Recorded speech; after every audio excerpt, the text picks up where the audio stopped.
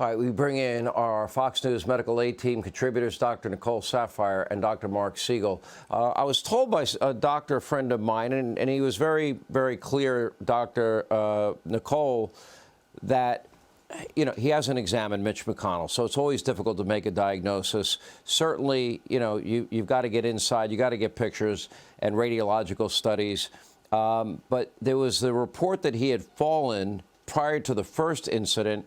And his guess was, well, maybe he suffered a subdural hematoma and might be now having post-traumatic seizure. Is that a possibility, or what do you think is the likely culprit here? Well, listen, Sean, first of all, the average age of the Senate is 62, approaching Medicare age. That represents less than 20% of the U.S. population.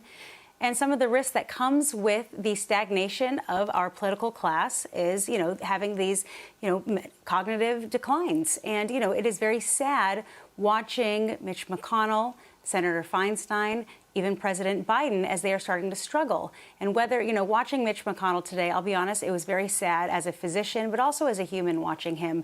He was clearly struggling. He was lost for thought. He was trying to hold himself up. It seemed like he even had a gaze deviation where his eyes were looking upward. And my thoughts were similar. Was he having some sort of seizure activity, an ischemic event, not enough blood flow to the brain? Is this a post-concussive from his fall earlier in the spring? Bottom line is, I don't know. But he is over 80. He's already exceeded the life expectancy for, average Americans. At what point as a society do we say it's time to just take a break and bask in our retirement? Who are the people who are continuing to prop them up and have them be facing in these situations? At some point, maybe they should just be relaxing and enjoying the time with their friends and family. I'm not sure that they're mentally or physically fit for the job of protecting and leading our nation.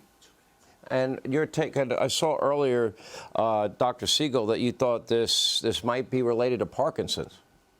Well, Sean, our head of rehab at NYU, traumatic brain injury specialist, feels like what Dr. Saphier just said, that he had a blow to the brain and that he could be later on having seizures. And this could be a petit mal seizure, an absent seizure. But top neurologist I spoke to made this point, that the people around him are looking at him as though they know this has happened. Either that or they're underreacting. If you're having a seizure or a stroke or something, you're supposed to be rushed to medical attention. So it perhaps speaks to the fact that it might have been something they knew about. And Parkinson's, you have a shuffling gait, which he seems to have. You fall, which he has done.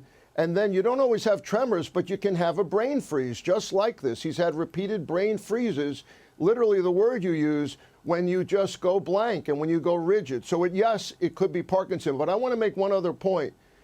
First of all, I don't think we have to worry about age. We have to worry about fitness, because we all know people, and I have a book editor at 80 that's smarter than when he was 60. It's not age. It's fitness. And the fitness here is in question for Feinstein, for sure. She's the other people voting for her. With McConnell, I want to say the courage that he has shown from a very early age, battling polio. He's valiant, and we have to honor that. But maybe there comes a point where you have to say enough is enough already. And one of the things we're doing here is we're pointing it out to Democrats and Republicans. That's what the Democrats should do. Health first, politics second. All right, well said. And we wish, I think a lot of these, Senator Feinstein, Fetterman, obviously Joe, way past their prime. Maybe it's time for, at least temporarily, for him to stand down as leader.